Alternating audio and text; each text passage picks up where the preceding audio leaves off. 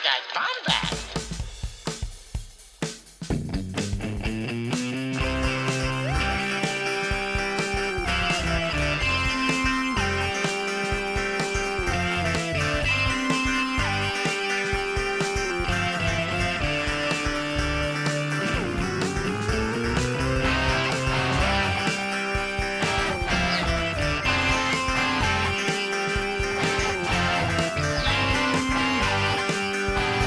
Welcome to the Bombadcast. What is up, Bombad fam? This is your boy, Gerry, the Canon Junkie, and I am here on this lovely, lovely Bombad Friday. Hope you're all doing good. Hope you're enjoying all the early releases of Star Wars content and such of that. Just a quick programming note. The Bombadcast starting today, will no longer be filmed in front of a live studio audience for the foreseeable future until we get this all COVID-19 stuff kind of worked out. But besides that, now that the housekeeping's out of the way, I think it's time we bring in the winner, the only Scotty Jarrow. Here I am, the winner okay. of the All debate. right. I'm so glad to be here to accept my award. That's the only way you're going to win is by like jumping in front of me. It's what's going to happen. Yeah, it's going to happen. But you know what? I think we should stop bickering and fighting in front of the kids and bring in the mediator who came in to make sure the divorce happens. It's less sloppy than as that make sure we don't kill each other. That is, yes. Guys, this is huge for us. Okay, me and Scotty, just a couple of nerds. We just sit behind these computers and talk about Star Wars because we like it. And here's another nerd who just likes Star Wars that we love dearly. The one and only, probably one of the biggest members of the one and only club we've ever added, Mr. HelloGreedo. How you doing, man? Good. Thanks for having me on, guys. I'm a little bummed not to see the audience out in the studio here, but I know it's a weird. Shame. Well, usually people. No, yeah. Hey, thanks for coming on. Like, especially, it's amazing that we can get everyone out here to our undisclosed location to record this. But I don't know, who needs a studio audience? I agree. I appreciate you guys flying me out. It worked out really well with my schedule. It did. So. Flights are really cheap right now. Yeah. So. The cue card guy's still here, Jeff. Yeah, he's doing okay. I don't know why. Staff needs to stay. Oh, dang it! All right, we need for now. We'll get that on post. No, and in all seriousness, this is a great opportunity to have you on, HelloGreedo. But we have to ask you a question. It's actually something we do with every guest. The idea is that Star Wars movies can be broken down to 3 categories of favoritism of what you like. And my question for you is, out of all, what would be, we're at 11 movies now? 11 movies. What is the best? What is your best? What do you think is the best Star Wars movie?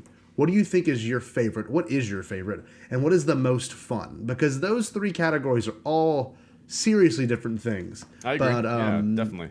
It's something that we've forgot to do in interviews past. We got to bring it back today. What do you think? What is the best one in your opinion? Man, I could almost just incredibly subjectively say that A New Hope fits all 3 of those categories for me, but that's kind of a cop out. But A New Hope is definitely my favorite. It's the one that I watched the most of as a kid. Of course, the most fun, I almost want to say The Force Awakens. I don't know. Do it. Do it. The best, I would say Empire. I mean, it's so those 3. But in my heart of hearts, all 3 trophies go to A New Hope. I get that. Hey, yeah. We can accept both answers because there are no wrong answers on that question. Yeah. It's just if you answer the wrong answers, we can gatekeep you the heck out of here. Right, there you go. Yeah. Well, ours have changed too over the past since we started this show in June of 19, and it has changed with releases and with rewatching movies. So yeah, absolutely. it's always bound to change, especially if we get more content in the next couple of years. But yeah, no, those are, of course, A New Hope, which is going to be interesting because we can bring that up today. Yep. Because we've all seen different versions of it. But the reason why we brought you on this show in particular was because you were like one of the first out there on YouTube to like really voice your opinions on the special editions. Now, I know there was forums and stuff back in 97. There have always been websites dedicated to this, but like... You didn't go to my high school either, Scotty, so... Yes, I didn't. I didn't go to your high school. And, yeah, there's a lot to it in regards to these special editions and all the edits done post-release. And I thought, well, what a great guest to discuss this with. And I don't know, it's been a long time coming for the Bombadcast to have this discussion occur, and I don't know. I'm just super pumped to have you on, and especially during the fandom resurgence, you really kind of kicked all that back off with YouTube. So I'm looking forward to where this is going to go. And you're fully against it, Scotty. Oh, I am a De-Specialized. I donated to Harmy, which is all of it. Nice. All of it. Yeah. The Specialized, is it even technically the original version? I'm just going to get started right now. Sure, okay? we can go with that. Little bit of a sucker punch right there. Technically, come on. Technically, the only original version that you can really get, like digitally, is called 4K77. Okay. I could be wrong about that. Do you guys know about 4K77? I think I've actually heard of that one. Yeah. So yeah. it's I believe a 70 millimeter print that was taken from Spain, I believe. But it's a really great print, and somebody digitized it and made it into 4K. I believe a 70 millimeter can go up to 8K, I think. So yeah, it's in Spanish or Portuguese. I can't remember. Maybe it's from Mexico. I'm an idiot and I can't remember where it's from. This copy, but they took English audio and put it over it. So that is kind of the purest theatrical release that you can possibly find. Okay, and I recommend you download that 4K77. Right. Okay, Scotty, I will. So yeah. Scotty, sit back down. You can't do it right now. It's a huge file, dude. Oh, you can barely. I bet it is. I mean, like you can't. Yeah, it's enormous. Oh my gosh, my computer cool. can barely play it, but yeah, it's cool. They're gonna have to mail it. They're gonna mail it to me. Yeah. I'm gonna have to get whoever found it to mail me the real reel, and I'll get my 70 millimeter projector out. Just for this. We'll send what's his name, Jeff, who holds the cue cards. Yes, we'll send him out to get Jeff. Chop, man, come on, go get that for Scotty. Okay, all right. Well, so we did do a Twitter poll on this entire subject, and I was a tad bit upset with the results, but we'll go over them anyway. There were 228 votes, which is the most voted one we've had in the show. And we asked, are you a Star Wars purist and only watch the unaltered original cuts of the original trilogy? Okay? And 13%, coming at the lowest, was the only way I watch it, which is the one I voted in. The next one was I could care less really, which is 18%. This one's 15%, so it's only 2% better than mine. Love the special editions. And then it's only 2%. The final one, of course, hopefully we will both be by the end of this, or not. Why not both with 54%? Right. Well, yeah, I think if you pose the question like which one do you like more, the OT or the Specialized Edition, you'd probably get that result, 50-50. Yeah. Or it might be more skewed to the OT. I really don't know. Well, which ones do you have the De-Specialized Editions by Harmy? I do. Or anything I do. like that? Okay, you do? Yeah. I do. And if I'm going to sit down and watch them, that's what I watch. Me too. But I love my Blu-rays. I'll say what my biggest problem is with all of it right off the bat. I have no issue with the special edition existing. My biggest issue is the fact that the theatrical cuts, or as close as we can get to them, are not available for home release in an official capacity. We have to go to some I love the specialized editions, but I don't want to have to go there to see the movies that I watched as a kid. You know what I mean? Right. So I'm fine, like a director's cut, right? I'm fine with both versions being or multiple versions being on a disc, but the fact that they don't exist for us to watch, other than De-Specialized or a laser disc or a DVD, of course, it's a huge bummer. Right. It's a huge bummer. So, yeah. Right. It's interesting because this is one thing that can definitely be discussed right now. which versions did you watch for the very first time? Like, I want to hear everyone, like, because we all have probably seen different versions. Maybe our first time was on TV. Maybe it was the special editions or the THX versions. I don't know. Gerry, which one was the very first version you happened to watch? Like, which release version was it? Do you remember? I'm going to have to even think about it. It's for sure, it was, I saw scenes on TV. Of course. So, and the scene specifically, I remember, for some reason, Empire Strikes Back was always playing. Anytime someone tried to show me Star Wars. Like, I remember my cousin Joey, I was real into Mr. Greedo. I don't know if you are. I know we figured out we're about the same age. Did you ever watch on Cartoon Network Thundar the Barbarian, like the reruns from where the world ended in 1999 and everything turned into, you know what I'm talking about? No, Thundar the Barbarian. I don't think I've ever heard of that. It was like a Hanna-Barbera. Hanna-Barbera used to do more than Yogi Bear. Like they used to do like Birdman, which they turned into a lawyer and all that, but Thundar the Barbarian had what was called a sun sword, and it was basically like a little hilt with flames that came out and stuff. And I was so into that. I don't know why I said Sue. I was so into that when I was a kid. And my cousin was like, look, these are like sun swords, but better, and showed me Vader and Luke fighting on Bespin. Oh, that's sick. On the bridge. And I think that was the moment I was hooked. That is awesome. But I don't know, whatever they used to show on TV, which were probably those cuts, but the first full versions, as soon as that final original release came out right in 95. Yeah. The Faces edition. THX. Yeah, the THX version. Yeah, I just pulled it out of my drawer. Those were the ones.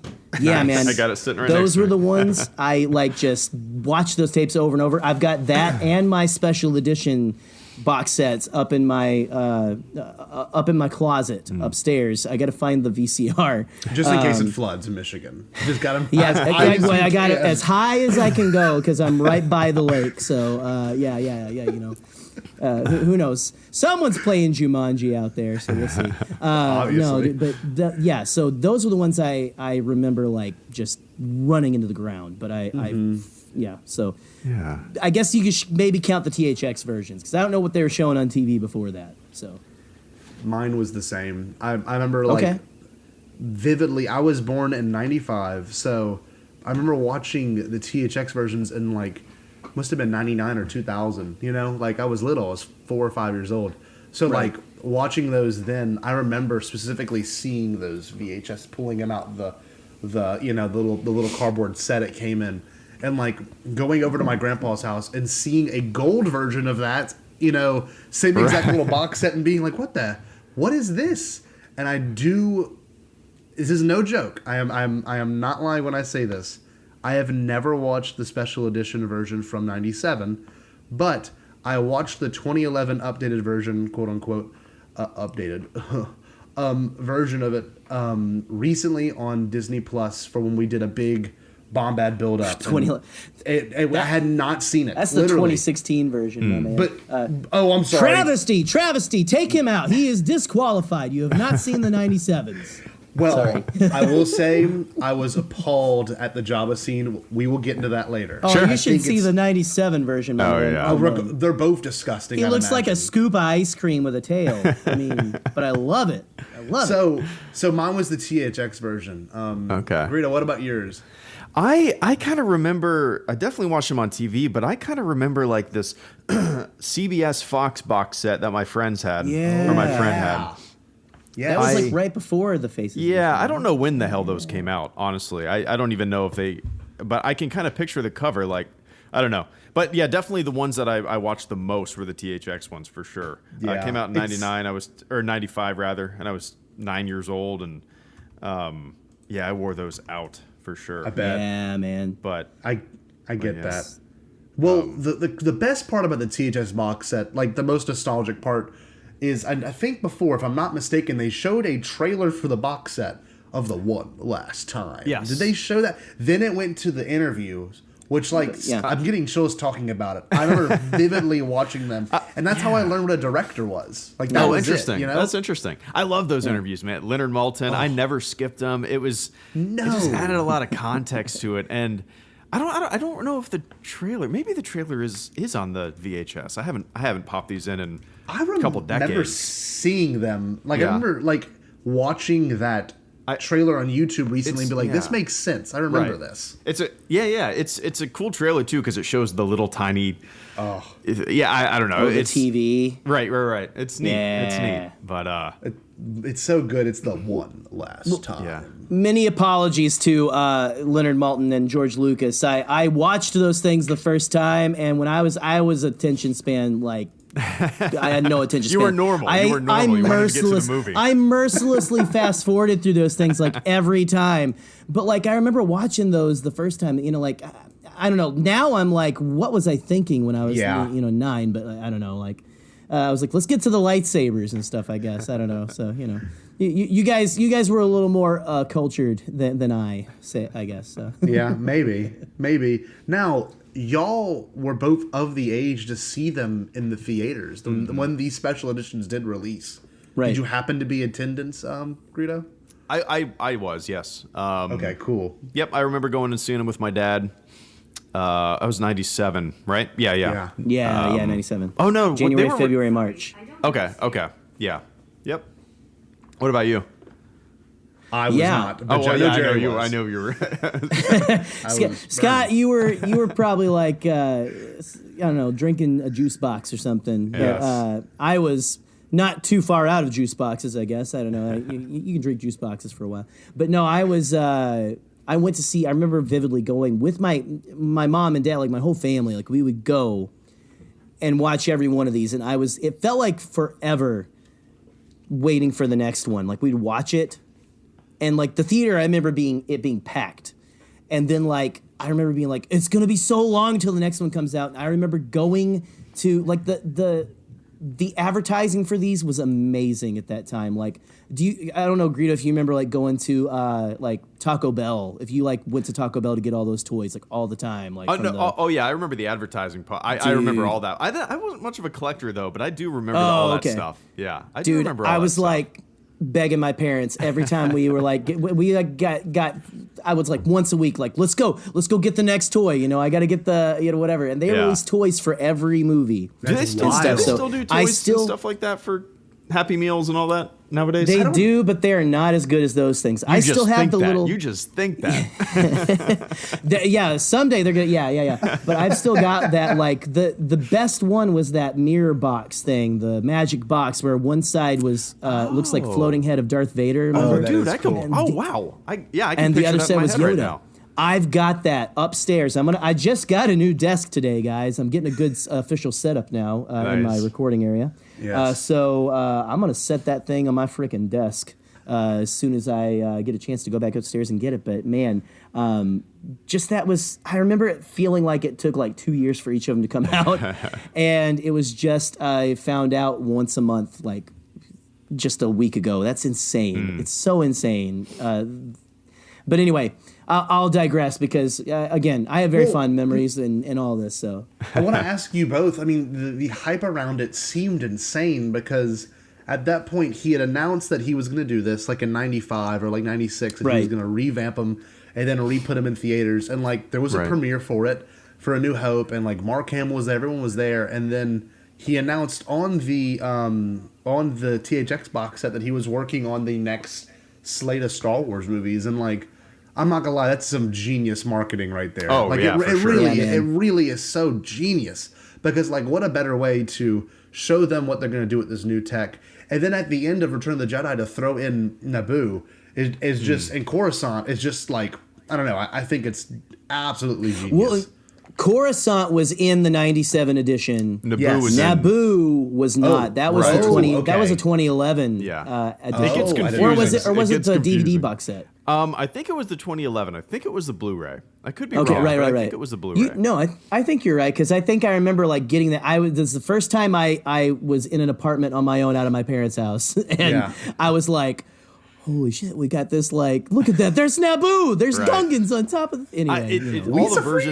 All the versions start blending together, and you try to remember what went where and what year it was, and it's all so confusing sometimes. That's another conversation for another podcast too. Just like the insane, like there's an insane amount of changes that were done, even up until, like, man, that grenade that George Lucas left in the middle of A New Hope. Yeah, for 2019, man. It was funny. I don't know. That was the best, man. I freaking love it. The research was that he edited it in 2012.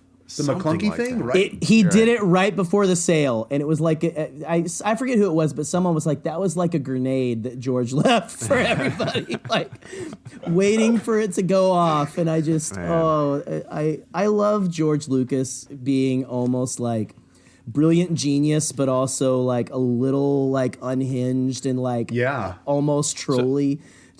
So you like the special editions? What makes you? Do you like them more than like the original versions that you've seen, or is there a reason that you prefer them? If you do, I don't know. Here we go. Yeah. Okay. All right. Yeah. Let's get into it. Okay? Sure. Yeah. Yeah. Okay. So I do enjoy them. A lot of it is because it doesn't. I don't know what it is about my brain that makes. I mean, I fast forwarded through the Leonard Maltin and George Lucas interviews 5,000 times. So that's, yeah.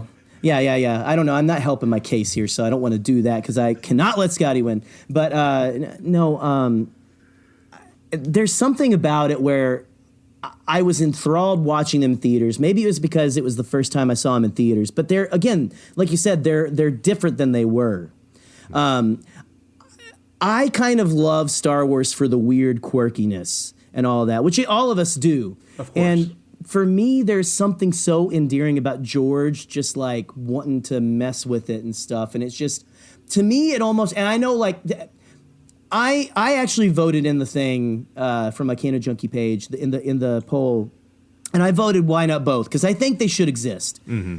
But one thing that I have learned since, like reading How Star Wars Conquered the Universe and like listening to different podcasts, Blast Points has a really good episode, by the way. Our buddies Jason and Gabe over there, check that out, about all the changes since 77. Okay. Like if you have not seen the original 77 version since 1979 or something. Right. Oh yeah. Like he tacked on, episode 4, New Hope, which, I mean, it's little things, but it's insane the amount of stuff that's changed. But why not have them available? The way that like Blu-rays work now, and the way that digital works too, have, like, you can pick your version on Disney Plus that you want to watch. Right. Like Awesome. I think it needs to exist. Yeah, it makes no sense to that exist. It doesn't. Just for like a film kind of archive, a little bit of history. I mean, I don't know. I don't know the reason why it doesn't. It's always been very confusing to me. But I mean, there is a yes. We haven't seen the originals technically, unless you get 4K 77. Let everybody look into it. I do want to watch that now. You're right. Since 1979, but I think it's a little.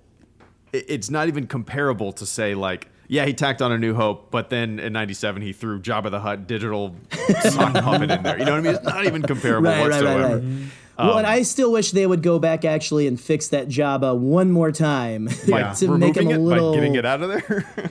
Well, yes. Well, do you want to know? Do you want to know my biggest problem with it? Yeah. It's not I know. Yeah. What's go ahead that? though. Oh no, go ahead. Tell me. It's not the visual. It's not anything like that. It's the killing of mystery. So from, in A New Hope, okay. It's in A New Hope. You hear the name Jabba the Hutt. In The Empire Strikes Back, you hear the name Jabba the Hutt, and the audience doesn't see Jabba the Hutt or know what the hell he is until Return of the Jedi. And that was a fun build-up, a fun mystery. And now it's just kind of a flash in the pan mystery over because you see him waddling in a hangar. That's my biggest issue with it. But I mean, and nowadays, does it really matter? Because everybody knows Jabba the Hutt, right? Everybody. Right. So, but if you're a kid watching it for the first time, maybe maybe the build-up would be something fun. I don't know. Right. No, you're absolutely right. Yeah.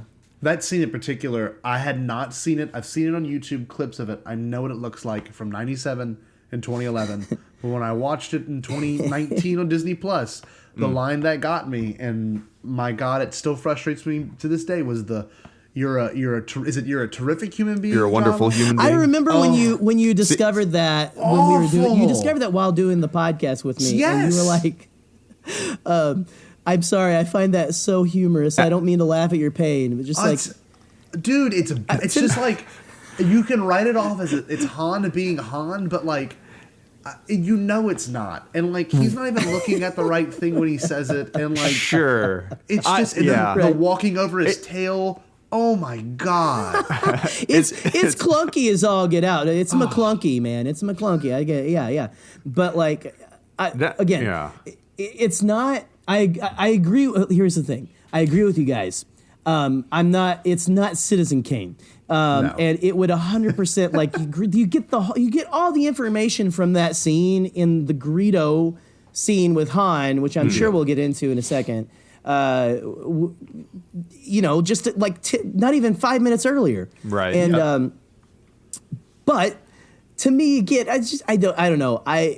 My name, I think a lot of why I love it. You were asking a little bit ago, Greedo, why I really gravitate towards this. I kind of like the additions that have made it a little more, because I've seen it. I know the mystery, and for me, it's fun. This is why I think both versions should exist, because I love the watching it and seeing the connections of the universe, feeling how big the world is. Well, I know it's it's kind of small because these are all the same people, but just seeing all these people and going it's a little kitschy, but it's like, oh, hey, look, it's Boba Fett. I know that guy, he's and just that's true. I can see that. I dig it in the whole, when you look 50,000 feet in the air, you go 30,000 feet or whatever. Let's go a little lower. And you see all the content that's been released, and you've got all these years with these characters now, and side characters with Clone Wars with Boba, and all that stuff, and Jabba too, and just to see all that, I am 100% what my moniker I've given myself on Twitter. I am a canon junkie, and I love seeing that stuff. And it really is a junkie, man. I'm in a bathroom, warming up some ice cream looking Jabba the Hutt in a spoon, man. Getting ready to shoot do you think the reason that it's kind of solely special edition and the theatrical cuts or whatever you want to call them aren't released is because of a continuity of canon? Do you think that's one of the reasons? I thought about that too. I think that's the biggest reason for George, and I think that's why there's got to be something. Has anyone seen the actual contract? I don't think that's something they really release. But I mean, maybe on the dark web. I don't know, but. I think George had a clause I don't want you guys to ever release that because I hate everybody.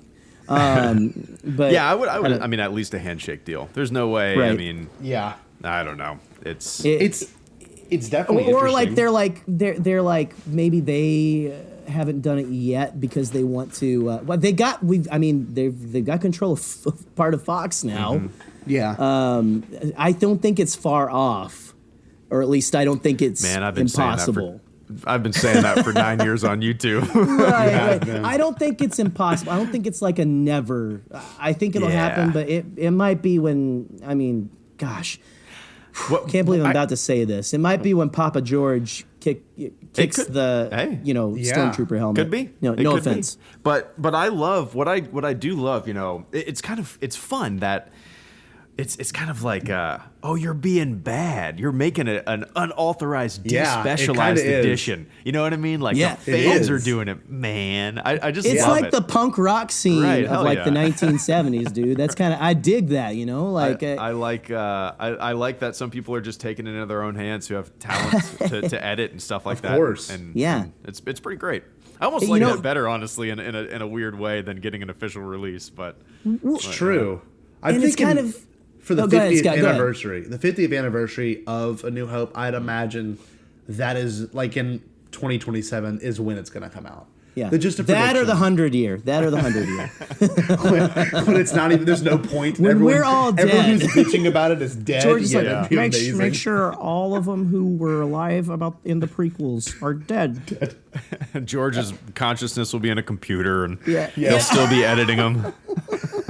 He's incredible. Adding rocks in front of everyone. Yeah. I always thought there should be a rock partially obscuring Greedo. Well, there's one thing I want to bring up because the canon part was brought up, and like, I don't think, if I'm not mistaken, you do see a dewback in the 77 cut or in the De-Specialized cut, but you don't see one moving quite as real as it would as you do in the 97 cut. Right. Yeah. In the background, right? Maybe I'm wrong, or is there? There's one, way off in the Yes. background of the stormtrooper scene. Then there's one right by the cantina door, right? yeah. Well, with that pretty being sure. said, Okay. look what the Mandalorian kind of does. It kind of takes this kind of odd, obviously a merchandising kind of creature. I mean, we know that they were not utilized at all in the originals, really. But like, you take this dewback and now you kind of bring it back in the Mandalorian, and of course the CG looks incredible. It's probably a puppet. It's probably a real dewback, right? But like, it's like, I don't know. It's wild. It's like that's one really cool thing it kind of does do for canon. Same with maybe we'll see a Krayt Dragon in the Kenobi series, and it might make that really strange noise it makes in the 2011 version. I mean, Oh gosh, the drunk NASCAR fan Yes. sound, like my Uncle Steve. Hey, I got oh my Uncle gosh. Steve. Sorry, Do no we all offense. got Yeah. Uncle Steve? Do we all got Uncle Steve? it's yours. I made up that name. I'm not gonna lie, but just like that's the one thing that I'm like, why did they change that? And they've changed it a couple times. I didn't know. Yes. Like, I don't even remember what the original one was, but I like the one before the, I think, 2011 Blu-ray release, because I'm gonna just say it. That's the only change that I'm like, that's straight poo-poo. So there you go. That's the only negative thing I'll say, I think, about The Obi-Wan Krayt Dragon yell? where he goes, okay, get ready. I'm gonna do it. I'm gonna try it backward go for the for it. mic a little bit here. Ooh, go Dale. Like it's like Dale, or I don't know. Go Dale. It's like, I mean, that's pretty. I'll admit that's pretty bad. And again, it's pretty I don't know. bad. It's all pretty bad. If we're gonna I be don't honest. know. Okay, all right, here we go. No, like I'm not so enamored that I can't go. Like, I get it. I get what people's gripes are 100%. It just doesn't. I have this weird gene where I actually like the taste of cilantro, and I also don't really care about the special edition changes that George Lucas makes, I guess. So. I wouldn't care as much if you know my spiel. If they existed side by side. That's I think everyone, honestly, that's why that's such a popular option that people chose there. I mean, you had your people who are like, no, I'm gonna go all in, on my version. I have a Blade Runner box set that has like 7 versions in it. Dude, why can't we have that? Why can't we have that? Why? I just watched that for the first time, and then I did my deep dive research, and I'm sure you know the history. I was like, what? There's like 6 different cuts of it. There's like, it's just insane. And like, there's a theatrical, and then there's a one that's a Sweden version. It's like, it's insane. But they're very different as well. Yeah. It's crazy. They all have different endings. See, that I don't think they would ever. Right. That, of course, Star Wars has never had a different ending, but like, people and the original theatrical cut had narration. Yes. Harrison Ford narrated everything. It's kind of so interesting. weird. Yeah. It is. Well, I say it right. I still haven't seen it yet. Don't hate me. I gotta watch it. It's on No, it's Netflix not a now. I've big been deal. waiting. Well, really? The final cut's on Netflix, and that one's really good. I was really impressed that's the with one that I've heard. It's like more it takes out the narration, right? So it's a little more mysterious. ambiguous. Yeah, I definitely like that. prefer. Not, that's an instance where I do not prefer the theatrical cut. Yes, Right. Yes. It's funny. There's a You fake fans. Come on. well. Look, you know what started this, right? I mean, I'm sure y'all both know, or at least I know Greedo probably knows it. The George edited thanks. THX 1138. He edited that, and then it gave him the idea, if I'm not mistaken, to edit it. And then Spielberg edited Close Encounters, which is and E.T. Yeah. It's weird. It's I remember watching that E.T. That's not available anywhere anymore, is it? Like I remember going to the theater because E.T. was like one of my jams when I was a kid, man. Yeah. Like I love that. What do you mean it's not available? Like the The special the E.T. special where edition. he where he removes the guns. Yeah. Right. Yeah. And that was and I don't even remember that. Like, I remember people being upset about that. I didn't remember that. My thing was like, I remember him like, there was a whole scene that wasn't in the movie where like E.T.'s in a bathtub or something blowing bubbles, like, and I don't know. It's insane. Yeah, it's been a while interesting. since I've seen it. Yeah. And then he flies to Coruscant and decides to vote against the Chancellor. So put E.T. back in Star Wars, you cowards. Come on. That'd be incredible. I would love that, but Well, I guess kind of back to the Mos Eisley stuff. back to it. Well, no. I like what was discussed only because like it is a very interesting thing to think about, because this next part is the one that was like truly controversial. Like, everyone knows this reference. Like, people that I work with even like ask who shot first, because like it's still for some reason a big thing, and I don't know. I'm particularly fond of the original cut. I understand the special editions and the 2011 ones at the same exact time. And then, if I'm not mistaken, I think you did a breakdown of frame by frame of who shoots first now in the Disney Plus version, and it's I think I put them all on the screen. Yeah. At once and just kind of talked over it. I think, something like that. So, like, where do you lie? Because to me, it's a bit about character arc, and that never really bothered me. Because if Han shot first, then it kind of makes sense of what he did in Solo for shooting Beckett first, you know? Sure, yeah. I mean, sure, character arc and all that kind of stuff. But I kind of, my default position is the preservation of what was. You know, and when I hear people say Han shot first, or when I say Han shot first, it's not in regard to whose blaster is physically firing first. It's in regard to who shot first in the movie first. You know what I mean? In the first edition of this movie that we ever saw, Han shot first in Star Wars ever. You know, that's when I think of Han shot first. That's kind of where my brain goes. It's not, whose finger hits the trigger first. It's who shot first in the world of Star Wars since 1977. That's beautiful. I mean? So that's where my head goes. I like it. Okay, but it's just every version since the original way it was done has always felt super clunky to me, and. It's never looked right. It's never felt right. And maybe that's just because I grew up watching Han shooting without any remorse and Greedo disappearing in a cloud of smoke. But that's just kind of how I've always liked it. I don't know. Yeah. Gerry, do you have any particular, affiliation with that? Like, do you feel strongly for the whole debate, or no? Because I'm in the case of no. It just depends on, like, I mean, if you feel strong about the character, then that's, you can choose which one you prefer. But I think, honestly, in the 77 cut's the one that's the one I prefer to watch. That's the one I'm going to prefer to go with. What about you? Well, and again, with the Disney Plus version that was released just now, which is, I guess, like a 2012 version, whatever, pre Disney sale version, the McClunky, if you will. That's just oddball and off the wall, so I love that. But I've never really been like... I'm glad they've tightened it up to where it feels like it's more at the same time. It's not as... But I would understand... I guess I'm in the... I don't... Either way's fine with me camp. I think Han still shoots a guy in cold blood. Truly. Like right there. Yeah. I mean, even though he fires, I mean, they're both like, they're a couple of outlaws, Wild West. And Han's just a better shot than him. To me, that's all it shows.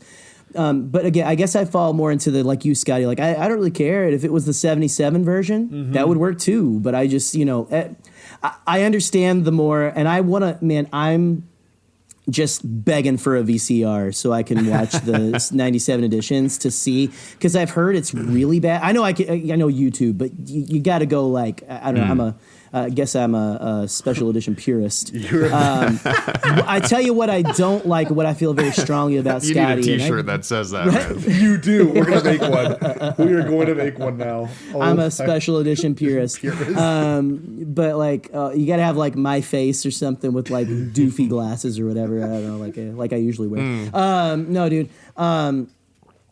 what I feel strongly about, and you guys, I know, like, no one who's reasonable feels like this, but I was listening in preparation for this podcast to some, I won't name names of this one, but I listened to a couple of Blast Points episodes. They're not the ones I'm going to complain about. But I listened to this other one where they were just like, I mean, every other thing, they were talking about every single change and talking about like the whole ruin my childhood stuff. Oh, God. And it just got, I was listening to it a while, guys, my friends were like, we were all nerds. They would rag on stuff and the special editions, the prequels.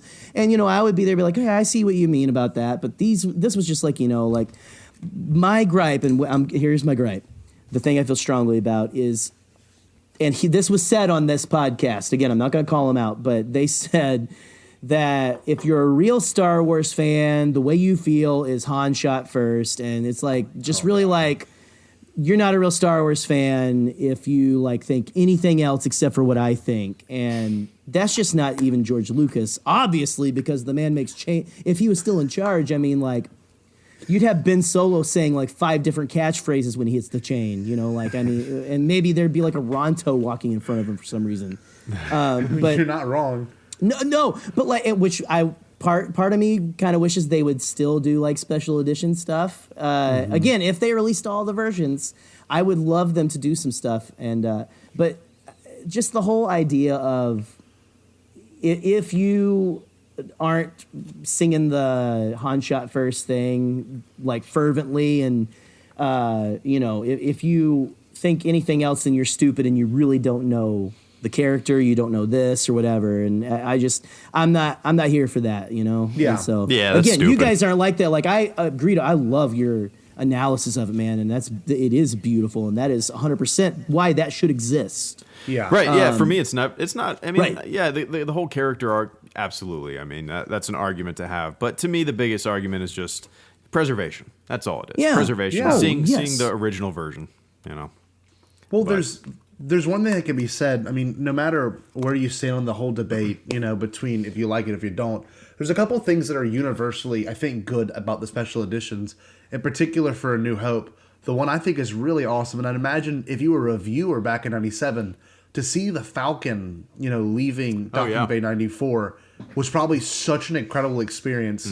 To have it look at the launch and look amazing. And the same can be said for the Death Star sequence, where they added a bunch of X-Wings in the back. Instead of it being like 6 X-Wings and like 2 Y-Wings, it's then a ton more X-Wings. And, I think that's a really important thing to have now. Because, like, Sure. you watch Rogue One and you're like, oh my God, they got destroyed at Scarif. But it kind of makes sense how little was left. But if you watch the original cut, it's like, it really is, I think, like 6 or 7 X-Wings. Like, it's like nothing. And then like 3 Y-Wings, and that's it. So like, how could a Rebel Legion or, a Rebel Force bring very little people to actually execute this, And battle? also, I mean, it's inspiring, but Yeah. right. I know what you're and saying. also with the special editions, in that Death Star battle, a lot of dogfighting sequences were created too digitally, and they're seamless. They don't stick out like a sore thumb like a lot of other changes. So they just kind of blend in, and they add a little more kinetic action to the dogfighting sequences, and I don't have a problem with those. I think they like I said, they don't stick out like a sore thumb like Jabba waddling, So Yes.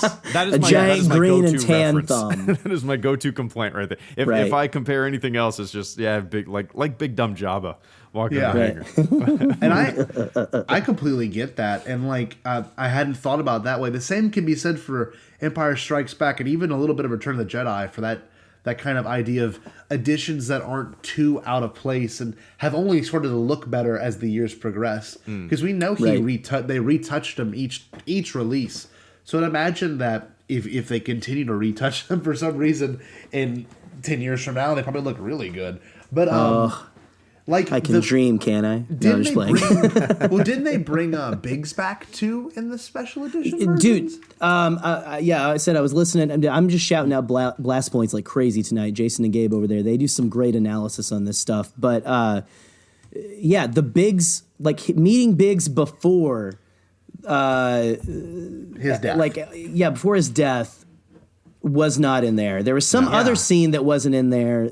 I can't remember exactly what it is, but that is, to me, that adds so much. And honestly, that was to the point where I didn't remember that wasn't in the original cuts. That and maybe that's, I don't know, like, and to me, that's so seamless, and that needs to be in there, if for no other reason than poor, Alex Damon would be heartbroken if that got cut out again. But I love that it adds so much to his death. Like it does feel more not bittersweet. That's a horrible thing to say. It feels like more of a loss now, where back then it was like, I'm sure, the mustache guy died, Luke's sad. Oh no. He's like, shoot, I'm on my own or whatever, I don't know, but there's the CG shots you're talking about. There's a certain shot in particular where they're coming in to the surface of the Death Star, and you're starting to see the texture of the surface. I know exactly. Like you're coming. They're coming like a roller coaster. There's a name for the maneuver, but I think that's what you're talking about, right? Where they're kind of going down in a spiral, and they're going down towards the Death Star. Is that what you're talking about? Like the surface, it's like we've thought the surface looks smooth this entire time until they get right down on it. Right. But to have that shot where they're coming down and it's like you're coming to like the surface of a planet, you're starting to see the definition, the towers, I love that. I'm getting chills just thinking about it. And, Scotty knows we're about to do an episode. I think of weird little like random blink and you miss it parts of Star Wars that just make me, I feel like they're the DNA of Star Wars. They're the things couldn't that you agree see, more. You feel like this is Star Wars. Again, like that episode's coming pretty soon, but plug. But I that shot is sticking out to me, and it just, I can't imagine that without it. And also the Falcon blasting out of Mos Eisley, you're saying, sorry, I'm backing up. I'm backtracking. No. But it's interesting because this can kind of lead to the next point. There's a lot of these things that are, of course, obviously made and heavily edited now, but like Empire Strikes Back, I recently rewatched that one and the De-Specialized, and there's a handful of differences, but nothing near as significant as adding a whole extra sequence. Right. And I think, of course, the goal of that was to make people go back in theaters and watch A New Hope again for its 20th anniversary. Right. And I mean, let's all be honest here. I'm being dead serious when I say this. If they decided to do another special edition where they added more stuff in the year 2027, we're all going to be in that theater. We just are. Absolutely. Oh, I'm freaking there, man. I bought my ticket right now if they're on sale. And seriously, we as much as we want to say, oh man, I hate this, we'd still be like, let's go see it again. Or let's see a different version of this again. But I still wish they'd released the rest of the 3D versions, man. Release the 3Ds, man. Come on. I remember seeing that in theaters, and I mean, I know 3D's kind of defunct now. Like no one ever does 3D anymore. But maybe when the new Avatar movies start coming out, who knows? Oh, that's true. That would be insane. The next movie is, just imagine that headline. Attack of the Clones 3D. It would just be so bizarre. Attack of the Clones, man. Go ahead. Go ahead. Sorry. Speaking of Empire, I actually kind of like the Bespin changes. Me too. They're beautiful, man. Yeah, they're just kind of they definitely add more to the scenery for sure. Oh, they add scenery. So that's an example. The dogfighting editions, some of the Falcon blasting out of Mos Eisley, the Cloud City stuff. There are visuals that just there's no question about it. They add more. They look more beautiful than what was. But yeah. What are some other examples of Empire stuff? I'm trying to think. Well, it was the Boba Fett voice change. Yes. And for continuity's sake, I think it's amazing. I think it really is awesome, but I do feel bad for the original voice actor who is no longer credited. You know what I mean? Jeremy Bulloch, right? Wasn't it? No, I thought it was someone else. Oh, Jason Wingreen. It was Jason Wingreen. Yeah, Jason Wingreen. Yes. Oh, yes. Okay. Yeah. But he's no longer the one that would get any credit for that, being as he was in the original. Though it's very interesting. Right. If you imagine being that guy, and I'm sure he has passed since. But imagine being him and being like, oh yeah, that was me until they decided to change it. He probably Like, that sounds he was probably awful. like, "Who gives a shit?" Like, Also true. Also Kind of true. like Dennis Lawson in circa 2015. Like, what? People are still watching these space movies. Right. Meanwhile, that's one of my favorite things, man. Is when like fans take it so serious, and then the actors are like, "What are you talking about, you idiot?" Like, the heck, yeah. who cares? But I love that Dennis Lawson was like that back in 2015, 2016. Then like now he's like, good shooting, Lando. You know, like coming in. But I know like he realized like, oh, people really love me and stuff. But no, dude, for real though, it is hilarious because like we are so fervent and they're just like, it was a check, man. It was cool. You know, like read the making and watch the documentaries about like making. Everyone thought George was insane making Star Wars in like 1976. Man, they were all like, dude, this sucks. Like, so can you? I don't know. Just some alternate universe. People are like, you know, don't even know what Star Wars is because of like the certain little things that happen. That's again, I'm getting into another podcast, but everything that had to go right for something to exist, not just with Star Wars, but with everything. With your existence, even. You know what I mean? Yes. Oh, yeah. Oh, dude, butterfly effect, man, crazy. Well, the other addition the only other like significant addition that was made. Not the only other. I'm sorry, I got another one real quick if you don't mind. Before we get into this, it's not as significant as this, but it is significant. It's more Wampa. Man, it's more Wampa stuff. I forget the Wampa. I'll tell you, that was the 97 original change too. I don't remember if they changed the Emperor. Did they change the Emperor to what we're about to get into? The Emperor was changed in 97, I believe. Okay. Well, yeah, because that would make sense because it's already come out. But anyway. Well, like I don't know, man. I have to look back, but the Wampa, and I have to tell you guys, you're all gonna hate me. I remember being disappointed there weren't more new scenes in Empire Strikes Back when I was a kid. Yeah, well, I probably because I was like, oh, I was hungry for new Star Wars. Well, that's the thing. You know? Like, I probably was too if I put myself back there. But that's what we went to the theater to see. We were excited for these new editions. Like, new stuff. Nobody told us that we couldn't watch the original editions. I probably wouldn't have been as excited. Right. So yeah, that was a big part of the excitement was seeing new stuff and new additions. Right. But yeah. But what do you guys think of that Wampa stuff, like the new stuff? I kind of like that they updated it a little bit, you know. Like, I mean, I know it's maybe a little more mysterious having like just the puppet arm and stuff. Which I guess the arm getting Luke and stuff was more of a addition in the later in the late '80s, I think, or early '90s. I think it's a weird like. Yeah, there's a lot of weird changes. You can see somebody's arm in that scene too. I remember. Yeah, you can see the edge of a puppet arm and a guy's like skinny arm popping out of it. but anyway, I don't know. What do you guys think of that new Wampa stuff? I don't mind it. I kind of like the excitement of it. And like the fact that Luke gets away and he kind of does leave someone damaged in the end of it. It's the first time you see the Force, right? Like truly see it. Yeah, you see him like grab Vader choking. I get Vader choking, but like a Force. You see someone move something with the Force. Yeah. So to have that and to have him see it, be able to grab it and then catch in his hand, then chop an arm off, you know. It's kind of a weird foreshadowing of what happens in Return of the Jedi too, in its own weird way. So I do like it. Yes, I think that's an addition that was a pretty awesome addition. It added a lot more intensity, and it kind of you got to see the Wampa's face and like coming down at you and watch it eat and like look over its shoulder. It made him feel massive to me. Yes, like it made it feel like more of a threat. You know, it did. What about you, Greedo? No, I completely agree with you. Yeah, it's kind of funny. I can kind of vividly remember with all the special edition stuff, watching them and going, "Whoa, am I misremembering this movie that I watched for so long?" You know what I mean? Right. Was did I just forget this existed? And then and then later finding out, this wasn't an edition. That was funny. I can kind of remember watching the special editions and even the Blu-rays and having that same feeling. Like, wait, is this in there?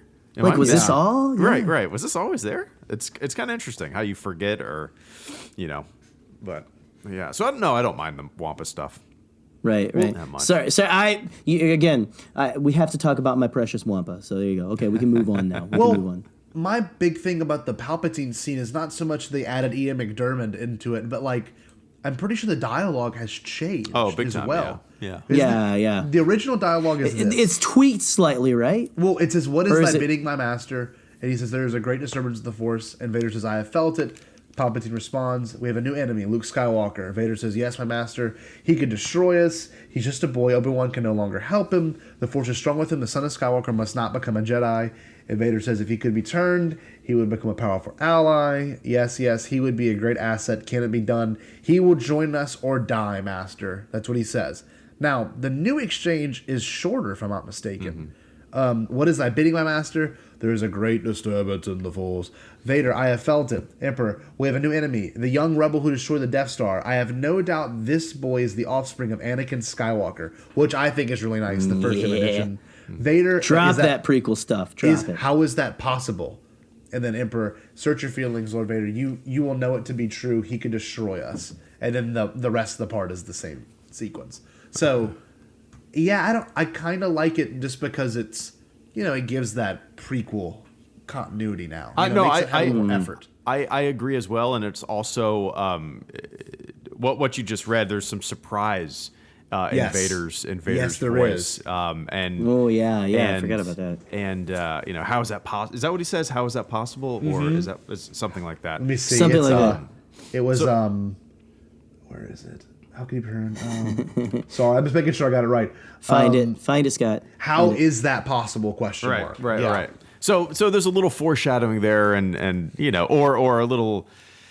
Yeah, if you know what happens, if you know the continuity there, you see, Vader's puzzled, and it's kind of a nice little nod to everything. But yeah. Yeah, no, I think that Palpatine scene is nice, especially with Ian McDiarmid now being, in the full makeup besides, because it was, whose wife was it? Someone's wife was in the makeup. Like, it was a rough makeup, too. It was like a monkey mask. Was it makeup and... okay, I thought did they not composite like chimpanzee eyes? No, I don't think so. Or was it like makeup? I thought it was makeup. It's so bizarre. It might be makeup. It looks insane, man. It looks like George Lucas's like nightmares or something, I completely agree. It's like Empire Strikes Back, of course, like you said, probably one of the best of the original trilogy, just in regards to story and everything. And like, I don't know, this addition to Palpatine, he looks kind of like he'd like be a emperor of like, he would be just like the guy who's in charge, quote unquote. Mm-hmm. But when you see Palpatine in Empire Strikes Back, if you followed it, from the prequels, you're like, oh man, this dude here, this dude is a bad dude. You know what I mean? And so like, I think it's interesting, especially the way you look at him with his yellow eyes. You can almost see him through the hologram too. But now we should move on to everyone's favorite edited. I don't know. I think in regards to what was edited the most. This is the part where we're gonna fight, Scott. Probably. I think so. Yeah, honestly, yeah. I love Return of the Jedi. It is my. I love favorite. I love the notes. I'm sorry. I love the notes on this part that you've only wrote one thing, and it's the thing we're going to fight about. But go on, continue. Please continue. I digress. I'll stop being meta. Well, Return of the Jedi had several edits, but one of them, pardon my French, was a goddamn musical number, and I still, for the life of me, cannot figure that out. I don't get it. I get the eyebrows. I get the part. Know what? I'm gonna get mad about Yub Nub. I get the Anakin part now too, but the Jedi Rock sequence in Jabba's palace is just a travesty. It is atrocious. I get it's a kids movie, but Jesus. Yeah, it's one of my least favorite changes throughout. I mean, like, it's. I don't know what else you can say other than it's just dumb, and it just doesn't fit with the vibe of Jabba's, the barge and the palace and just Jabba, the grittiness of Jabba. Lapti Neck was such a great song. It was. It kind of just fit.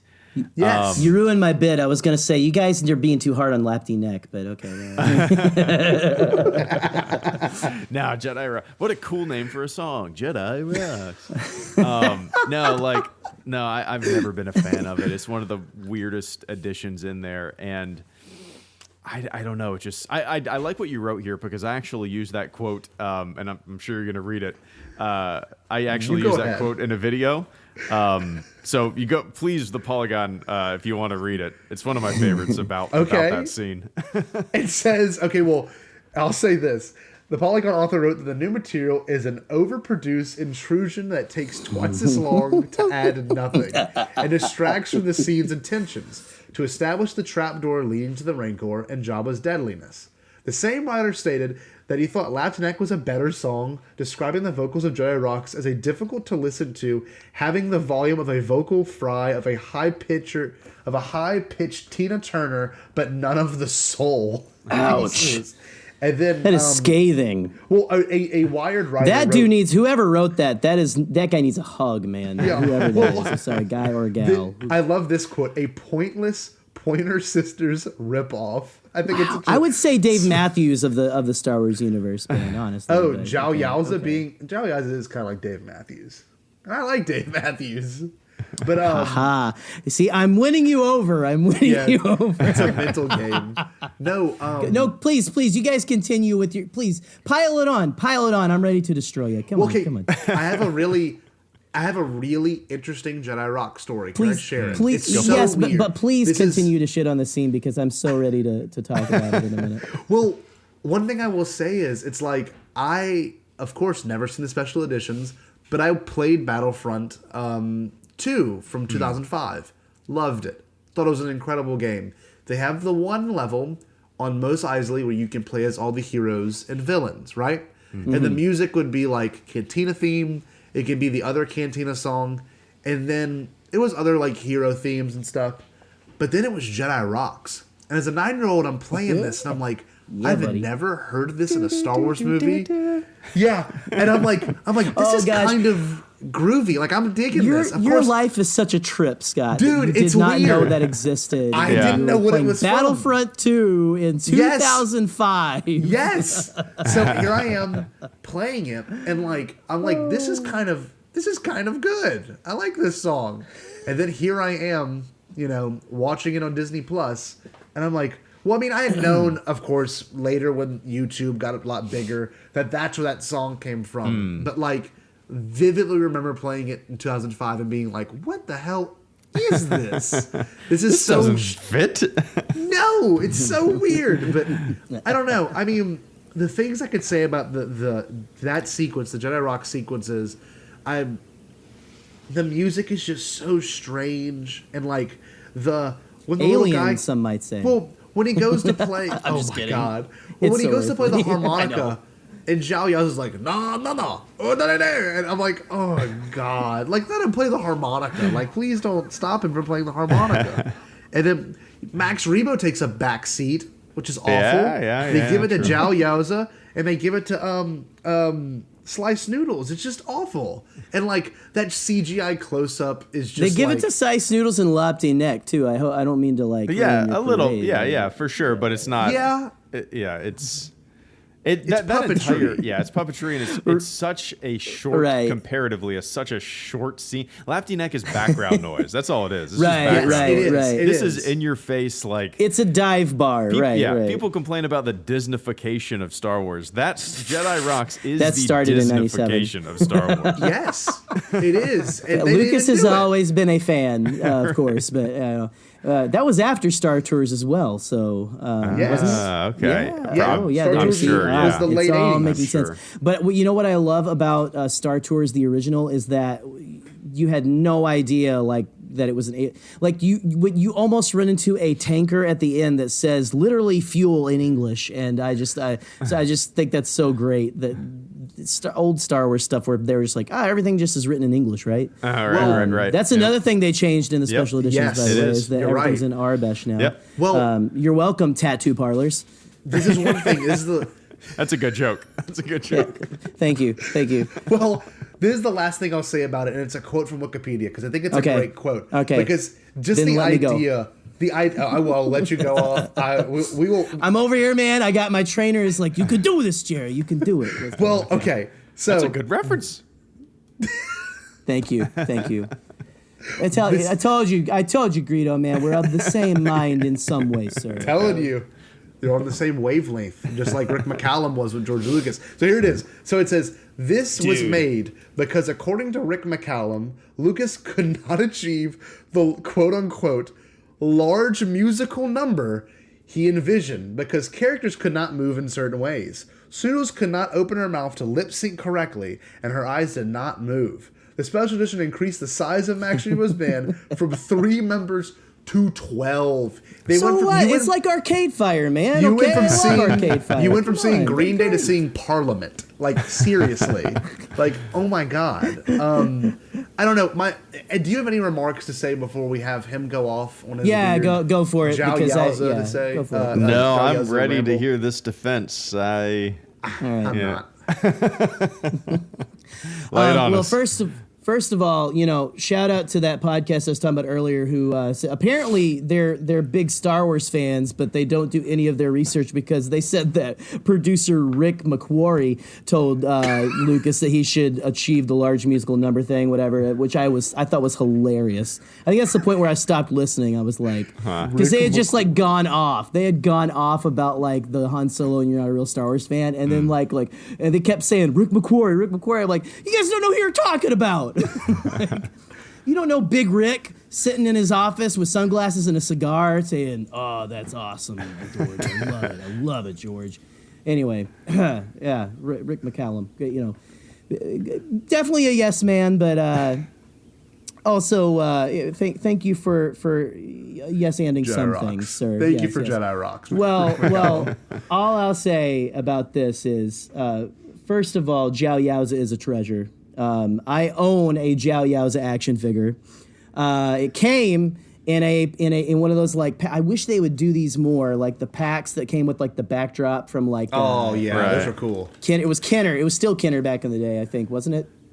Or anyway, in the '90s, it was the Power of the Force 2. Yep, whatever. I'm looking at it right now. Yeah. It was like after the special editions, man, like everything blew up. Like they released a Jabba the Hutt. I have it still that looks exactly like that ice cream I have scoop that too. Jabba. I have it. I have it. With like it's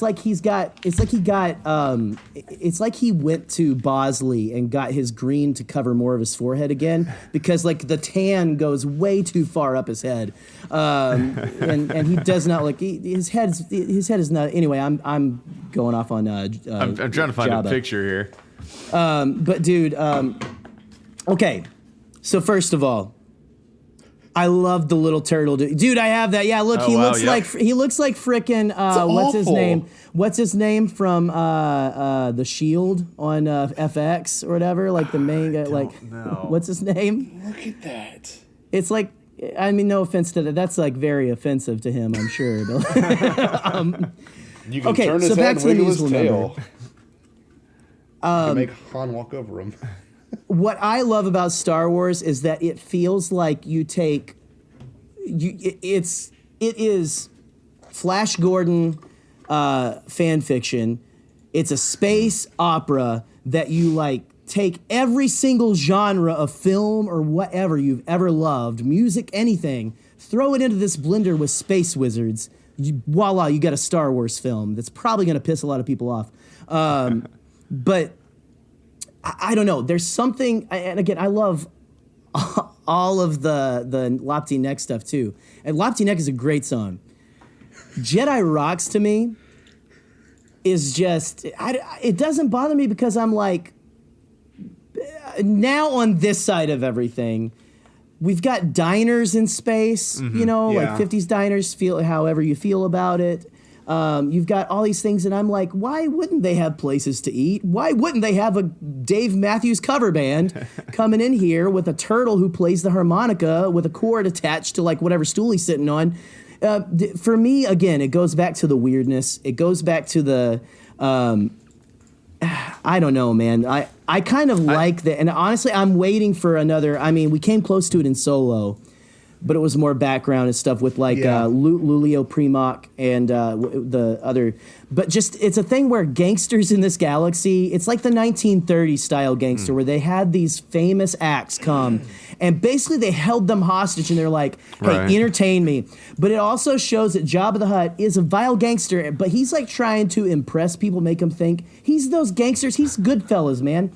He's like the Goodfellas. He's trying to make you think that he's got the Baroque recital whenever 3PO and they were walking in. Yes. It's like, I listen to Mozart. It's okay. I'm cultured, okay? But he's also like, yeah, come in here and play me. Sisters. Yeah, come here. Hey, Dave. Hey, play me that song, man. Play it, buddy. And I love. You were saying you hate how he's like the guy starts playing a song, the harmonica guy. He's like, no. Ooh, need Dave. I love that. I love it. But again, I get why people. Okay, I'll say, you know what? I'm going to push back on this. I don't get why people are so vitriolic to it, except for that the other doesn't exist in a very easily attainable form. Right. True. That's it. That's What if they opened up with Jedi Rocks and we the made scene it just would a be too little long. longer and then go to Loptine Deck and stuff. And we could compromise with George. We're saying like you could make Sice Noodles blink and stuff, I don't know. But I'll say this. I'm all for the musical numbers and the weirdness. Yeah. Because to me, it's not as different. Scotty, we like the prequels and stuff. To me, again, it's the same as like the what is it? The two-headed alien announcer, which I guess I also love. I love all the stuff that I hate that everyone else hates. Like Sebulba's my guy, dude. Just to me, it's just why not? Like it makes it's like here's a little bit of I don't know. Star Wars feels like it's got knights in shining armor, but also 1930s gangsters and cowboys, but also pirates. Yeah. And we also have there's a lot of like 1930s like jazz and stuff like. Yeah, that's another thing. It's like people back. I heard people who like older people who saw Star Wars in '97 were like, "Oh, they're playing like big band swing in the cantina." Where to us it feels like crazy alien. Yeah, that was like a throwback to like Casablanca and stuff like that, where you got like the big band kind of swing playing in the background but in a Wild West saloon, which is kind of insane. But to me, that's just, again, we talk about the DNA of Star Wars. The DNA of Star Wars is a little bit of like, it's equal parts deep, monolithic myth that we can find so much meaning in, which if you don't have that, none of us are here in our mid-30s or mid-20s. Anything outside of 12-year-olds, which, again, George famously in the 40th anniversary panel said, this is for 12-year-olds, man. Yeah. That's for them. It to me is just it makes me smile and just think about George thinking about 12-year-olds or thinking about how fun it would be to do X, Y, or Z, or what if we did, and maybe he was playing around. I know it's probably bullcrap that he was like, this is how I always wanted it to be. I always envisioned Dave Matthews Band being in Star Wars. Right. Maybe he's just really big into, maybe he's a big Dave head, I don't know. Well, he didn't even direct anyway, it, that's again, the thing. Yeah. But, yeah, you're but right. It's just, I guess my big thing, again, it's like, I wish this is the refrain tonight, and we're getting on in time now, but to me, it's... I also love, by the way, you would never have Boba Fett like flirting with that dancer girl, by the way, which I think is kind of a cool scene. And apparently Mr. Feeney was playing him from Boy Meets World. Really? Greedo, no, it just looks like him. Have you seen that like picture with his helmet off? He's got like glasses and a mustache. And he looks like he's ready to tell Mr. Matthews to like stop drinking. He's underage or something, Mr. Matthews. But anyway. Did they try to bring that? They tried to reboot that, didn't they? Not too long ago? Girl Meets World and stuff. I'm still right. trying to convince my wife to watch, because Boy Meets World is one of my favorite comedies of all time, dude. But anyway, that's neither here nor there. Again, I'm rambling. I'm trying to like think of, I don't know. This was never, I feel like, about me being like, hey, this is why you guys are wrong, or you guys saying this is why you're wrong. This is me trying to be like, look, this is where the love can be found. Sure. And again, it really does go back to that, like, more, again, hey, maybe we can make that a t-shirt, is like, release both cuts. That would be very, let's not do that. I think there's probably enough of those out there. But Right. I guess, again, it's the whole, I wish they both existed, so I get it. But I also am like, why is it so, because I dealt with the prequel hate and all of that stuff, but it's just like, why is it so hated? I get it again, but I don't know. Like you guys get what I'm trying to say. No, I feel like I'm just rambling at this point. I completely get it. I think maybe the hate. Maybe it does manifest as hate to some people, but I think it's more. It comes from a place. Not everybody. No. I think, but even that hate comes from a place of disappointment because the people who are like so vitriolic, I do not think they would be as vitriolic if it existed in a modern 4K format. Side by side. I think that's what this entire thing all boils down to. Right. We wouldn't be having this discussion, or people wouldn't be bitching and moaning if the originals were on 4K alongside the special editions and McClunky and whatever the hell else we wanted.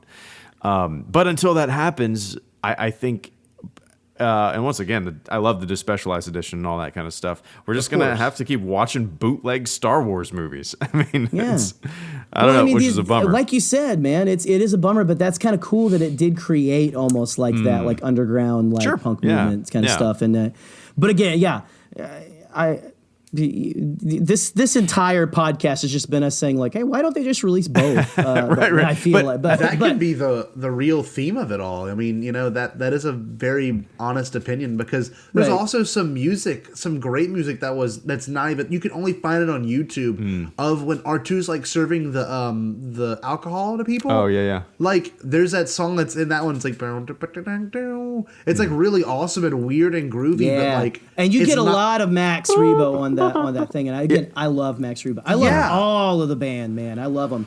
But I actually wish they would put the We No Speak a Huttese from the Star Wars Connect video game. I never played. So no, I'm just playing. I actually didn't know that was an actual like fake song. Like it was like a ripoff of like a We No Speak or We Don't Speak. I forget what the actual song is. But it's like anyway. It's one thing to say that the songs that were created for the original and were done later, Jar Rocks, whatever. But like it's though they aren't terrible. Like, and one thing I will say is I made a very strange observation when I rewatched the De-Specialized versions. The Lob T Neck is literally Give It To Me Baby by Rick James. Same exact horn line as the yeah. Well, no, the Oh, it was sorry. the part where they go. No, keep going. I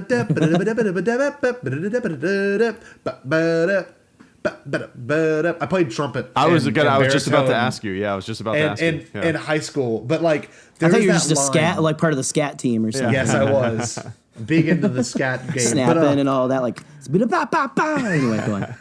But no, it's weird. Like what was inspired and what inspired what. But I guess to kind of go on from the next thing, because the next controversial thing is... the next thing is a big one. Well, do you think... I don't think the no one really isn't that big. Let's get into it. I don't think the no one or the eyebrows... kind of broke up for me. What was that? What, do you think the no or the eyebrows thing is that big of a change? I don't like the no. The eyebrows don't bother me. The no, I like... I like Vader's, like a silent redemption there. Right. You don't need a yell. You could get everything. You could see his expressions almost on an expressionless mask. He was looking at his son, looking at the Emperor. It was just, it was silent redemption. I mean, David Prowse, shout out to him, man, for his physicality. I mean, come on, Yeah, for sure. About the special editions, actually, Abrams, I think not too long ago, or maybe it was I think not too long ago. He talked about, making The Force Awakens a couple years before, getting into the groove, and he talked about somebody gave him the De-Specialized editions because he could not find the original cuts, and that's what he wanted to watch. So he actually, when he was making The Force Awakens, he watched the De-Specialized editions. It's kind of cool. That's insane. Yeah, you'll have to find that quote, but it's pretty neat. Yeah, That's so cool. Yeah. And it's crazy that it's like a big Hollywood director is like, he can't just go into the Lucasfilm archives.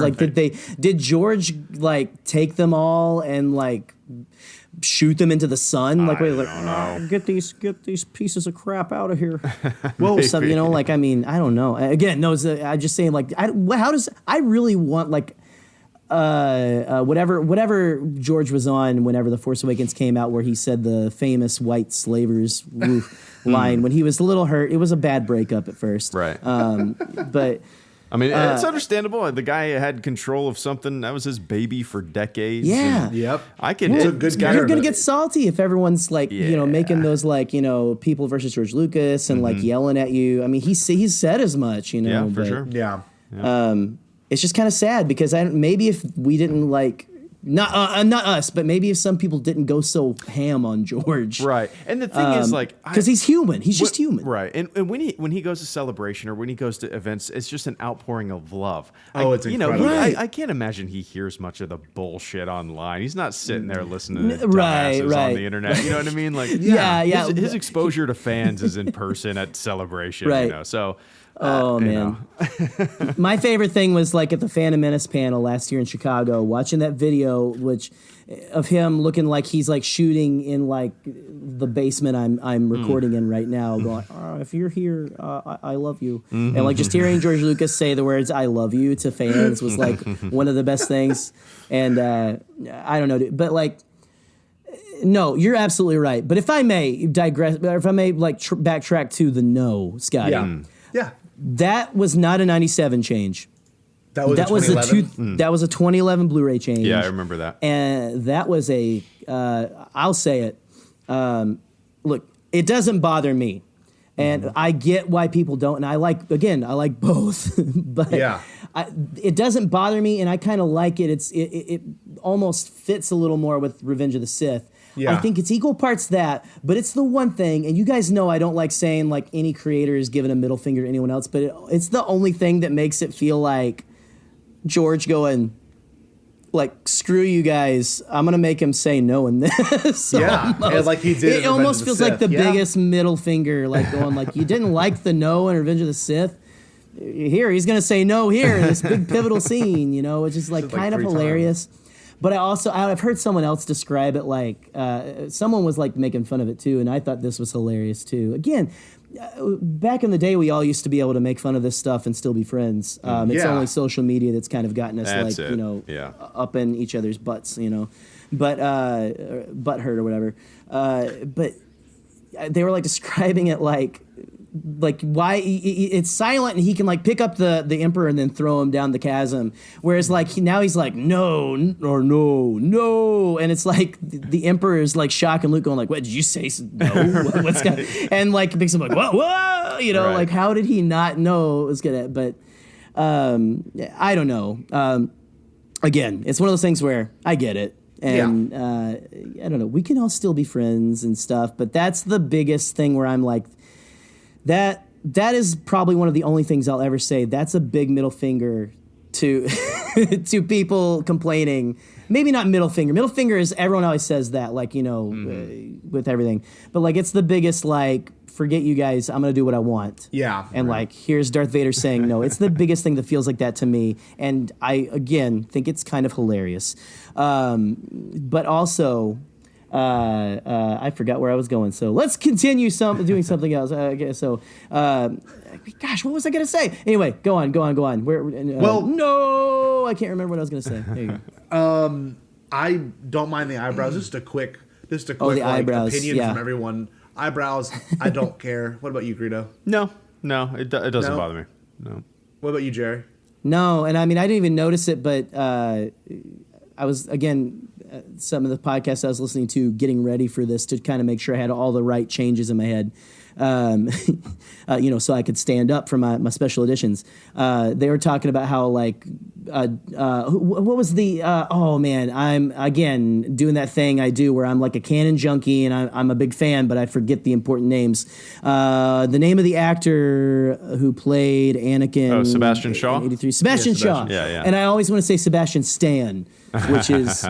that's Luke Skywalker. That's Luke now. Right. Yeah, that's Photoshop Luke. But no, someone was talking about how like David Prowse's eyebrows look like fire retardant, like they could like repel fire. They're so huge and stuff. But I think that's good. And I think they kind of mess with the pupils, like made his eyes the same color as Hayden's.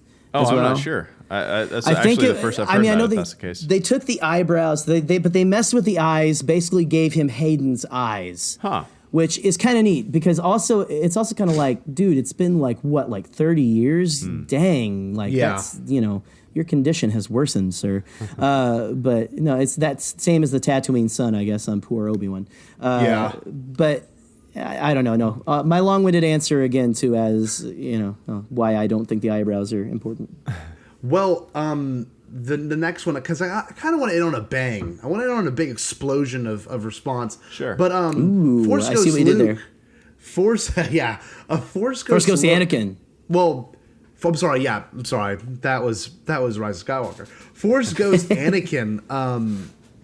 Honestly, being as I grew up with these movies, with the prequels, I'm saying, seeing that now on Disney Plus is kind of cool. Like, I really do like that. And then when you watch The Rise of Skywalker, you hear Anakin's voice when Rey is, in contact with her. I love that. And that so, part, that kind of does make it. I don't know. I like that. I do like that.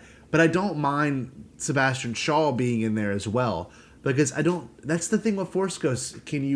Do you have a choice to appear at what age you want to appear at now? I mean, you can read into the Force Ghost thing a million different ways, and I don't think any Force Ghosts are that explained. And it's like when something like that changes, I guess it adds some weird plot holes that you could maybe perceive. I still, it all just goes back to me going, Sebastian Shaw was in there. Who was Force Ghost first? It's the same exact thing. Han shot first. Sebastian Shaw was first. It's the same exact thing. It should still exist. It should still exist the Vader reveal, face reveal, and I mean, imagine watching the original trilogy first and you see Vader unmasked and Luke's looking at him, and then at the end you see this young kid appear, and I guess that's Anakin. I guess that's Vader, and you don't know anything about the prequels. Yeah, right. Yeah. I guess I would still be like, well, that's the other Jedi, to me. But I get what you're saying though. I get what you're saying, because it's like, whoa, who's that handsome guy with the long hair? Yeah. I don't know. I mean, I've rounded my edges on a lot of these things as I've gotten older, of course, but it doesn't bother me anymore. But it still is just one of those things. Like, I don't know. I miss old, kind of chunky, jolly Sebastian Shaw with bushy eyebrows and a hood, and a robe. Yeah. I don't know. I get that. I have a really strange. I get it. 12-inch figure of that, by the way. Really? I have those Force Ghosts too, man. Like, it was, not 12-inch. No, yeah, you're saying 12-inch. Oh, no, I literally have a 1 foot tall Sebastian Shaw action figure. It is bizarre. Wait, okay. Sebastian Shaw as Anakin in the robes, or are you just talking like Sebastian Shaw randomly Sebastian as an action Shaw figure, like as in a Anakin, suit or something? No, Sebastian Shaw as Anakin in the robes, full on. It's a weird. It's like it's a toy that had like a cardboard thing that says the story of Darth Vader, and you flip it open, you take a book out of it that's cut in like a triangle. It's bizarre. But, I did not know that existed. I'm looking at it right now. Interesting. It is. Did that come out in the 90s? Yes. Or is it just like is it a special made? Like, is it a custom made? In 97. Yep. So the Sebastian Shaw's Anakin version was released as part of the Masterpiece Edition sets that came out in 1998. Interesting. He's holding a lightsaber. Yes, it's so weird. I'm telling you, it is so weird. Wow. I kind of want that. That sounds so insanely crazy. Yeah, me too, man. That's awesome. I have it at my. That's got to be sought after too. I don't know. I don't know. I never looked at the price. I can't believe you have something so like precious, Scotty. That's insane. it's a golden gift. No, Katie went to Memphis with her. No, was it Memphis? Somewhere in Tennessee with her grandmother, and they had a very weird consignment store, and like they had a Star Wars section. She's like, I found the most like unique thing. She didn't tell me. She just walked back in with it. And I'm like, what is this? Like, I was blown away. It's like the Jedi garbs, and they're like made of like a cloth material. Man. It's strange, but to kind of round out this whole discussion, because I feel strongly about this. It comes down to this, I think, if I know what you're saying. It does, because I don't know. I have no idea how Greedo feels. I know how I feel, and I think I know how Gerry feels, but Victory Celebration versus Yub Nub. Because I always grew up with Yub Nub. I love the way Yub Nub wraps it up. I think it's cute. It's a great little kitty ending, and it's ends because then the orchestra comes at the very end. Then it goes into the actual theme. Right. I am one for Yub Nub. I've made covers of Yub Nub. I really do love the song, and the fact that Joseph Williams helped write it with the members of Toto is incredible. Right. So that is that's just pretty like, awesome. So Yeah. that it's just like, you know, I have a very strong feeling for Yub Nub, but I don't know. What do you think, Greedo? What do you think? Yeah, I definitely prefer Yub Nub. I do. So here's my thing about Yub Nub. When you have the context of just the original trilogy, Yub Nub is a victory. It is, we won, 1000%. we kicked their ass. It's epic. Screw the Empire. Darth Vader's dead. Awesome. But Victory Celebration takes in the entire context of, you know, the saga, the prequels, and there's a little bit more harmony there, and it's a little bit more, a little more. There's Subdued. more melody, and it's very subdued, and it's kind of like almost there's heartache there, and because, you know, there's more context, Anakin's downfall and all that stuff. So I understand Victory Celebration from the perspective of both trilogies, but if you just look at original trilogy, Yub Nub all the way. Does that make sense? Yeah, it does. 100%, dude. Yeah. Well, yeah. like you see that, you know, with Yub Nub, like there's certain aspects of Yub Nub, like with the beating on the helmets, like all of it was also like a big thing to like show that it was there's a really good word for it when they make movies. Is it Dianetic and something else? Like something like Diegetic. Yes, you were. Diegetic. Yes, you were in the moment. Soundtrack show. That. Shout out David W. Collins. Go for it. Okay. Yeah, sorry. But we're free advertisement for a lot of my podcasts. I listen to. But Nice. You're in the moment hearing it in the music, and you're not watching it from afar like you would. You know, you're not the one like when you hear the Emperor's theme. No one in that room's hearing that theme. But for Yub Nub, they are all experiencing that song with the Ewoks. So that's the kind of thing. I think it's kind of a beautiful moment. But I'm a big proponent. I think Yub Nub's great. I think the creation of it's really good too. But Gerald, where do you stand? All right. So I got to get my chart out here for my 40-minute answer I'm going to give. No, God, please. No. Okay, so I love Yub Nub. My daughter loves Yub Nub because she loves like the Ewoks and stuff. It's great. Yeah. Again, if you're watching if you're watching the original trilogy, it's Yub Nub should be if just those movies are in your mind is what you're watching. That's what exists. Yub Nub all the way. Yeah. But for me, I absolutely love and actually will tear up sometimes or have teared up in the past listening to Victory Celebration. Really? It's so just like it's a hard fought victory, but it's also so triumphant to me. Like I guess to me it feels less melancholy and more like, yeah, man, like Anakin did some bad things and we lost him and you know, like we lost a lot of good people. We lost heroes along the way, but Anakin his son saved his soul. And ultimately evil is gone, and as we know, and it still kind of fits with it feels like an ending. Not that Yub Nub doesn't. Again, Yub Nub, like you said, it's the happy ending, like, well, Yub Nub, whatever.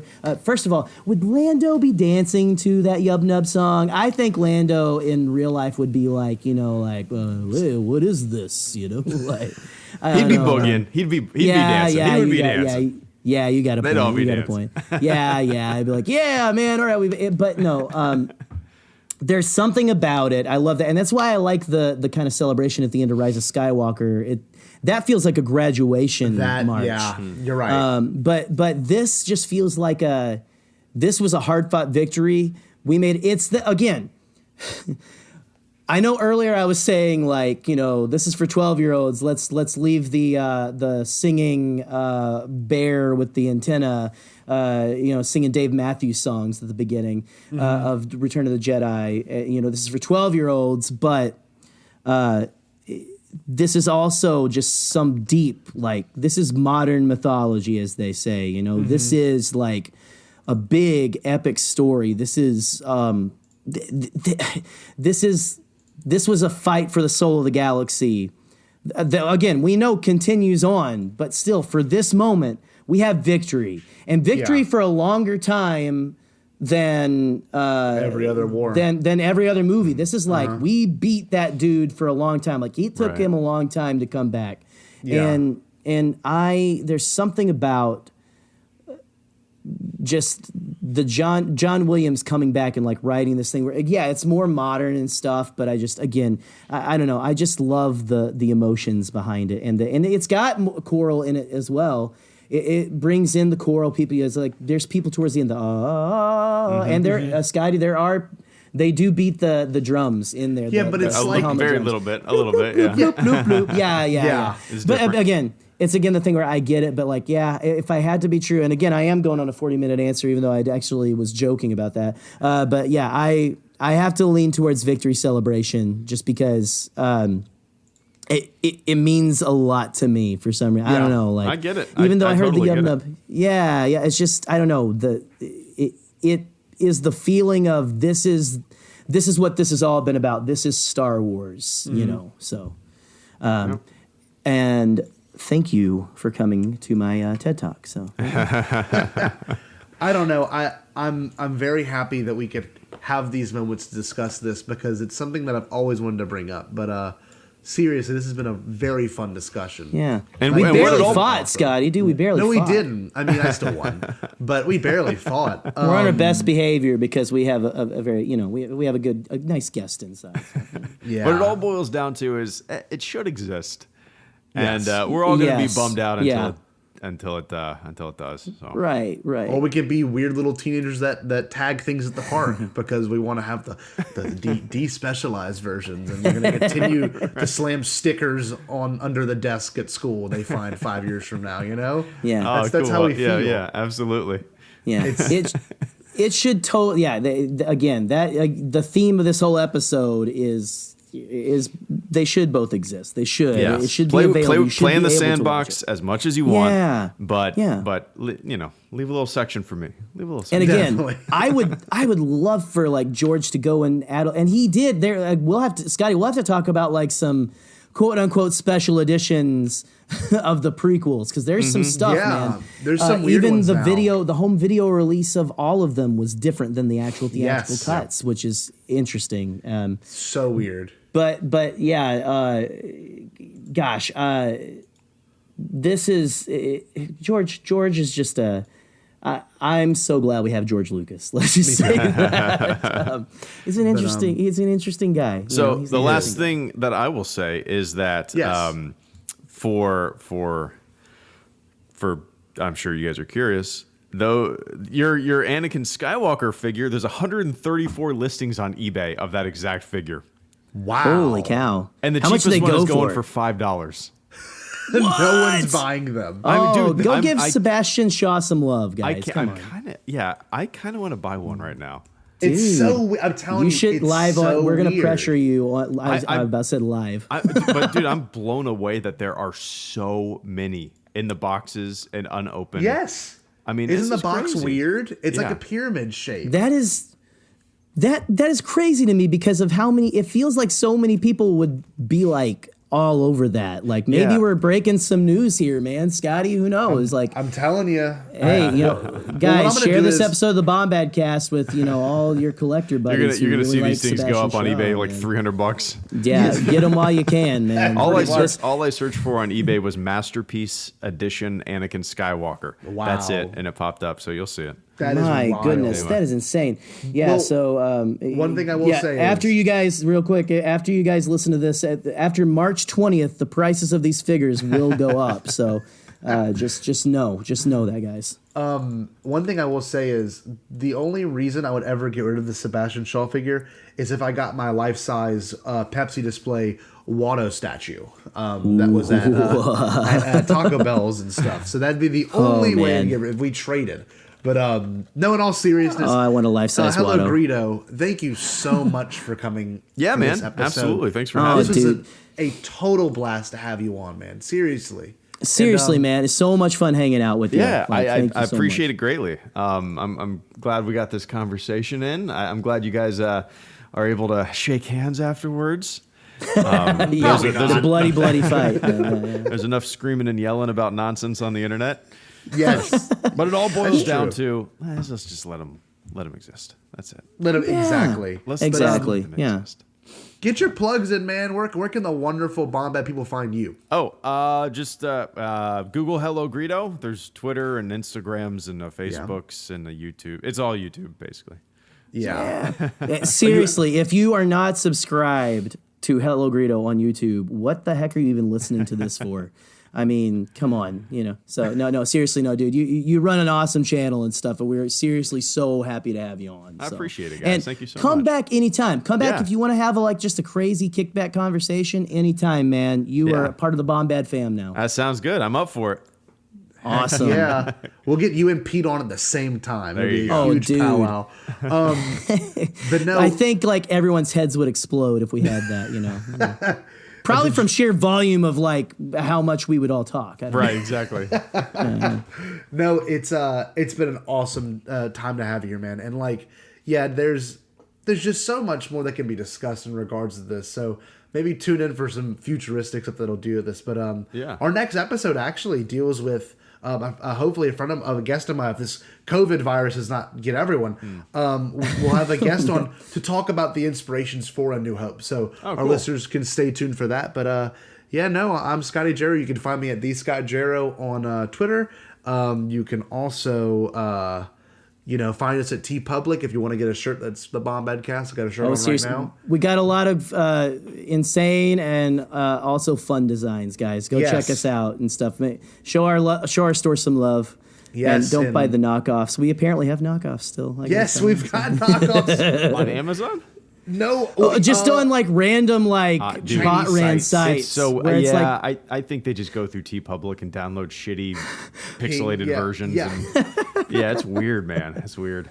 It's bizarre. So buy the non shitty pixelized version still on TeePublic.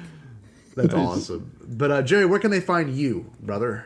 Well, again, you guys stay healthy out there. We're gonna try to we're gonna have a couple. Hopefully, you've already listened to our Experience Outranks Everything Bombadcast After Arc show. By the time you listen to this, I think we're gonna try to get that out earlier in the week. So we're gonna try to get a little more. We got a live stream that already happened by the time you're listening to this. I don't know. I'm pushing all the stuff that's already happened, but we're gonna try to get some content out for you guys and try to hang out with you. But in the immortal words of Robert Downey Jr.'s character from Tropic Thunder, survive. I forget the name of that character in there, but I can't remember. I love that movie. But for real, survive. Just, dude, stay in your house. Watch Rise of Skywalker 500 times. Watch it if you have to, I guess. I don't know. Don't kill anybody. But you can find me at, if you like my long ramblings, you can find more of them in text form, in tweet form, on Twitter. Gerry the Canon Junkie, at the Canon Junkie. You can find us on there at Bombadcast. Just, again, like you were saying, Greedo, just Google Bombadcast on anything where you find live human beings, and you'll probably find us.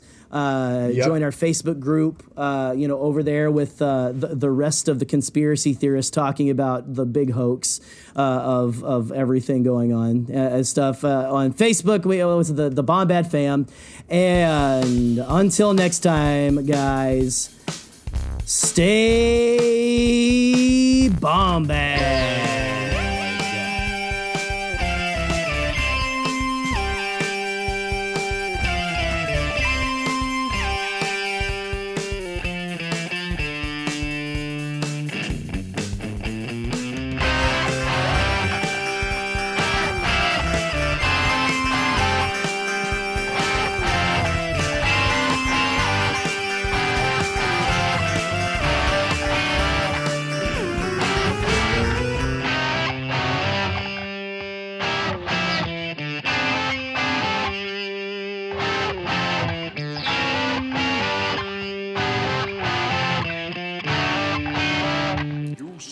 All Bombad.